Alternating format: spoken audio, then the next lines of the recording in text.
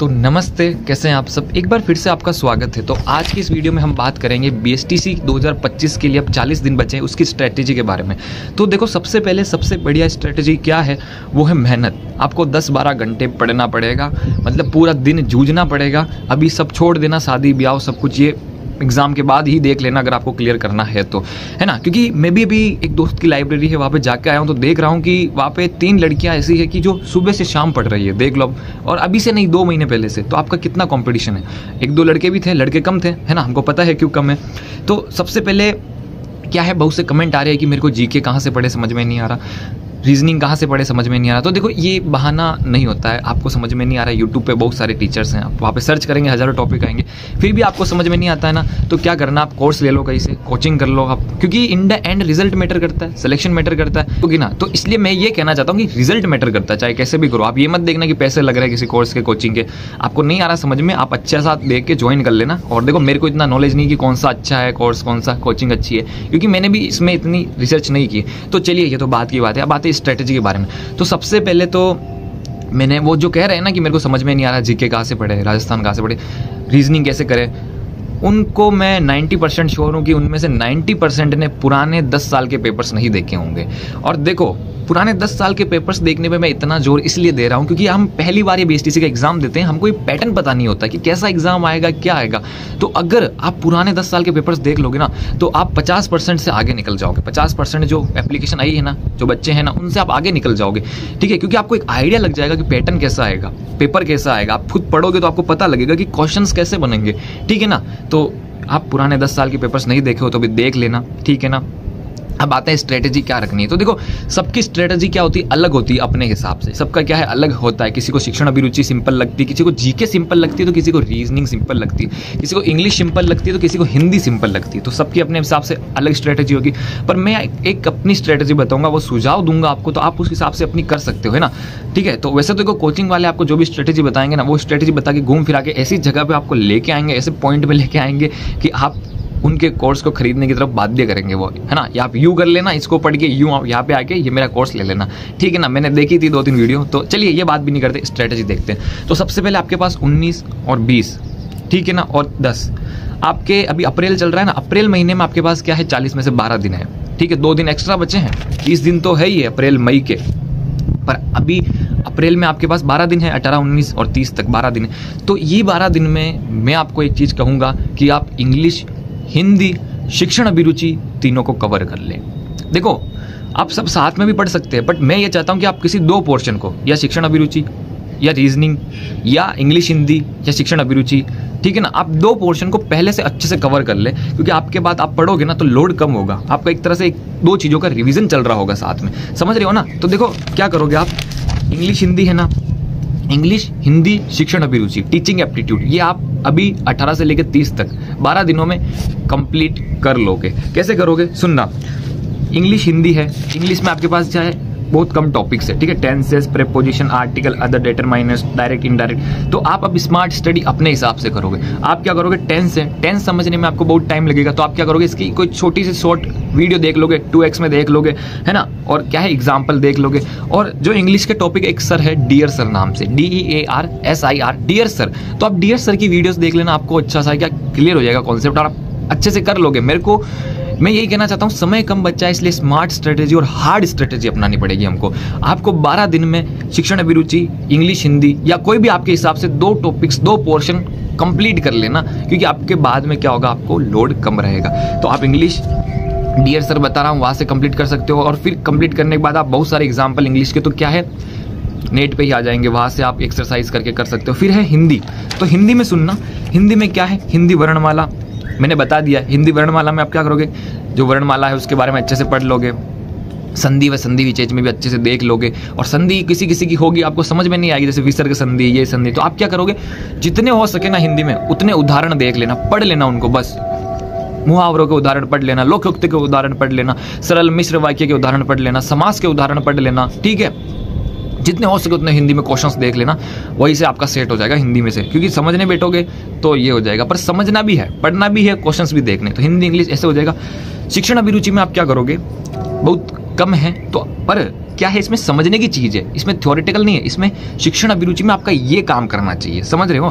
तो शिक्षण अभिरुचि में आप क्या करोगे, जो शिक्षण अधिगम, नेतृत्व गुण, सृजनात्मकता, सतत एवं समग्र मूल्यांकन, ठीक है, व्यवसायिक अभिवृद्धि, सामाजिक संवेदनशीलता, है ना। मेरे शब्दों पे ध्यान देना, हो सकता है मेरी आवाज़ थोड़ी ऐसे आए क्योंकि सुबह सुबह का समय है, तो हो सकता है कि ऐसी आवाज़ आए फटी फटी, पर सुनना।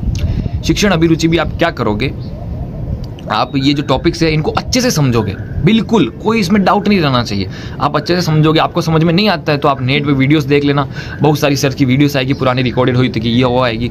और अब सुनना, ये बात बहुत इंपॉर्टेंट बता रहा हूँ, नोट्स बनाने मत बैठना, जो इंपॉर्टेंट लगे फोटो खींच लेना, स्क्रीनशॉट ले लेना या हाईलाइट कर देना बुक में, और बुक में ही कहीं पे लिख लेना। आपकी कॉपी लेके नोट्स लेने बैठोगे ना, इतना समय नहीं बचा हमारे पास, ठीक है ना। आपको स्मार्ट बनना पड़ेगा, स्मार्ट ऐसे बनना पड़ेगा कि आप बुक में ही कहीं लिखोगे और आपको पता रहेगा कि हाँ ये नोट्स है मेरा, ऐसे बनना पड़ेगा। ओके, तो आप 12 दिन में क्या करोगे, शिक्षण अभिरुचि कंप्लीट करोगे और इंग्लिश हिंदी कंप्लीट करोगे, है ना। पहले 12 दिन में आप ये कर लोगे, फिर शिक्षण अभिरुचि आप ऐसे कंप्लीट करोगे कि आपको जो थ्योरी है ना बिल्कुल समझ में आ जानी चाहिए। फिर आप क्या देखोगे, सिर्फ क्वेश्चंस देखोगे, तो फिर 12 दिन में ये हो जाएगा।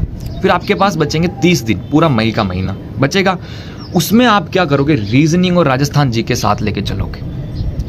और अगर आप मेरे से पूछो तो मैं आपको ये कहना चाहता हूँ कि आप रीजनिंग को अच्छे से करो ना। देखना एनालॉजी, रीजनिंग में क्या है, एनालॉजी आप आधे घंटे में क्लियर कर सकते हो, ठीक है ना। क्लासिफिकेशन, ऑड वन आउट, ये भी आप आधे घंटे में क्लियर कर सकते हो। ऑड वन आउट 4 आपको ऑप्शन दिए होंगे, उसको ये करना है। अल्फाबेट टेस्ट, वर्णमाला परीक्षण, ये भी आप आधे घंटे में क्लियर कर सकते हो। कोडिंग डिकोडिंग भी आप आधे घंटे में क्लियर कर सकते हो। रीजनिंग में भी ऐसे टॉपिक्स ऐसे हैं कि आप एक दिन में 3-4 टॉपिक्स को निपटा सकते हो। तो आप 12 दिन में, जैसे कि ये अप्रैल महीने में आप शिक्षण अभिरुचि हिंदी इंग्लिश निपटा लोगे। फिर आप क्या करोगे, अगले 10 दिन तक आप रीजनिंग अच्छे से निपटा लोगे, कंटेस्ट कर लोगे, मतलब 7-8 दिन, 10 दिन पूरे नहीं कह रहा हूँ। फिर आप क्या करोगे, आपने रीजनिंग निपटा ली, तो आपके जो पहले ये 20-22 दिन है ना, 40 दिनों में से 2 दिन तो एक्स्ट्रा मिल रहे हैं आपको, 42 दिन है। तो आप पहले 22 दिन में क्या होगा कि आप रीजनिंग, शिक्षण अभिरुचि, इंग्लिश हिंदी ये पोर्शन निपटा लोगे। फिर आपके पास बचेगा जीके। ध्यान से सुनना, जीके में आप बहुत कंफ्यूज होते हो, कंफ्यूज कुछ नहीं होना। जीके में मेरे को बहुत से जने पूछ रहे थे कि क्या इंपॉर्टेंट है, क्या इंपॉर्टेंट नहीं है। देखो जीके में क्या है, सब इंपॉर्टेंट है, बस कुछ का लेवल ज़्यादा है इंपॉर्टेंट का, कुछ का कम है। तो आप जब पुराने प्रश्न देखोगे आपको पता लगेगा कि किसका लेवल ज़्यादा, थोड़ी सी जबान मेरी फिसल गई थी, है ना, किसका लेवल ज़्यादा इंपॉर्टेंट है। तो आप पहले प्रश्न देख लेना। मैं पुराने 10 साल के आप क्वेश्चन जरूर देख लेना, ठीक है ना। फिर देखो, आप सुन रहे हो ना मैं क्या कहना चाह रहा हूँ। 40 दिनों में से पहले 22 दिनों में, ठीक है 42 दिन है, 42 में पहले 22 दिनों में, मतलब अप्रैल महीने में आप शिक्षण अभिरुचि इंग्लिश हिंदी निपटा लोगे। फिर अगले 7-8 दिन में आप मेहनत करोगे ना 10-12 घंटे, तो आप रीजनिंग निपटा लोगे। फिर आप राजस्थान जीके चालू कर देना। जीके जब आप चालू करोगे तो क्या है, जैसे राजस्थान का परिचय टॉपिक है, इसमें कुछ इंपॉर्टेंट क्वेश्चन है वो देख लेना, और जो इंपॉर्टेंट नहीं हो और आपकी बुक में हो उसको रीड जरूर कर लेना, क्या पता वहां से क्वेश्चन हो जाए, ठीक है। फिर है जैसे कि नदियों का अपवाह तंत्र। तो देखो अब मैं इसी से समझाता हूँ आपको। अब नदियों का अपवाह तंत्र एक कॉन्सेप्ट है, एक पार्ट है। तो आप क्या करोगे, जैसे जोजड़ी नदी है, सूकड़ी नदी है, इन नदियाँ क्या है, छोटी मोटी नदियों के बारे में इतना नहीं आएगा आपको। क्वेश्चन ऐसे आ सकते हैं कि दक्षिण भारत की स्वर्ण रेखा कौन सी है, माही नदी है। कौन सी नदी है जो मध्य प्रदेश से आती है, और है ना, जैसे काली सिंध आती है, माही आती है, चंबल आती है। तो मेन नदियों के बारे में पढ़ लेना। किसी नदी कोई खासियत हो वो पढ़ लेना, किसी नदी पे कोई बांध बनाओ वो पढ़ लेना, वो आ सकता है। किसी नदी का कोई अलग नाम हो, जैसे चंबल का नाम है कामधेनु, ठीक है, वो पढ़ लेना। कोई सी नदी कहाँ निकल रही, मेन नदियाँ वो पढ़ लेना। फिर जो बाकी छोटी मोटी नदियाँ हो ना, उसके बारे में आप पढ़ोगे नहीं, मतलब गौर से मत पढ़ना, पर रीड जरूर कर लेना एक बार, क्या पता वहां से क्लिक हो जाए। तो ऐसे ऐसे आप पढ़ के क्या करोगे। अब in the end last strategy में बताता हूँ। आप राजस्थान जी के पढ़ते जाओगे, रीजनिंग की प्रैक्टिस भी करते जाओगे, और आप शिक्षण अभिरुचि के हिंदी इंग्लिश के क्या है क्वेश्चंस भी देखते जाओगे रोज, जितने मिल सके, जहाँ से मिल सके। अब मेरे से ये मत पूछना कि टेस्ट सीरीज कहाँ से मिलेगी, कौन सी बढ़िया, इसका भी मेरे को कोई नॉलेज नहीं है। मैं था तो मेरे पास में एक दीदी थे, वो तैयारी कर रहे थे, मैंने कहा कि आपकी टेस्ट सीरीज मेरे को दे दो, उन्होंने कहा नहीं दूंगी। मैंने कहा कोई नहीं, मैं फोटोज खींच लूंगा। वहाँ से फोटोज खींचता था। एक टेक्स्ट बुक ऐप है, वहाँ पे 2 पेपर आपको फ्री मिलेंगे, वहाँ से ले लिए मैंने कभी। और टेलीग्राम से जुड़ा हुआ था कि यहाँ से कुछ आ गया, यहाँ से कुछ आ गया, यहाँ से कुछ आ गया, फिर वहीं से खुद के हिसाब से प्रश्न बनाना, है ना, खुद भी पढ़ रहा हूँ। तो यही थी स्ट्रेटजी, ठीक है। अब कंक्लूजन पे बात करते हैं। वीडियो बड़ी हो गई होगी, और अगर आपको समझ में नहीं आया होगा तो प्लीज़ बता देना, मैं कल अच्छे से बना दूंगा वापस, ठीक है ना, क्योंकि हो सकता है समझ में नहीं आया हो। तो पहले 42 दिनों में से आप अप्रैल में क्या करोगे, शिक्षण अभिरुचि हिंदी इंग्लिश कवर कर लोगे पूरी। फिर आप 7-8 दिनों में अगले में रीजनिंग कवर कर लोगे अच्छे से पढ़ के। फिर आप राजस्थान जीके पढ़ते चले जाओगे, ठीक है, पढ़ते जाओगे, रीजनिंग की प्रैक्टिस करते जाओगे, शिक्षण अभिरुचि के क्वेश्चंस देखते जाओगे, जितने हो सके उतने प्रश्न देखते जाना, हिंदी इंग्लिश के जितने क्वेश्चन हो सके उतने क्वेश्चन देखते जाना, राजस्थान जीके के जितने प्रश्न हो सके उतने प्रश्न देखते चले जाना, और नोट्स मत बनाना, समय नहीं बचा इतना, बुक में ही बना लेना नोट्स, फोटो खींच लेना, स्क्रीनशॉट ले लेना, और राजस्थान जीके में जो इंपॉर्टेंट है उसको पढ़ लेना। जैसे कि वाद्य अंतर का टॉपिक है, वाद्य अंतर के टॉपिक में सारे वाद्य अंतर बजाने के थोड़ी पढ़ सकते हो, बट कोई वाद्य अंतर है कि अलगोचा है वो इंपॉर्टेंट है, ठीक है ना, शहनाई है वो इंपॉर्टेंट है, शुरनाई है वो इंपॉर्टेंट है, बिस्मिल्लाह खान शहनाई में उनको भारत रत्न मिला हुआ है, तो ऐसे कुछ इंपॉर्टेंट चीज़ें पढ़ लेना, क्वेश्चंस देख लेना, और है ना। और सबसे बेस्ट स्ट्रेटजी मेरी जुबान फिर से अटक गई, बेस्ट स्ट्रेटजी है मेहनत।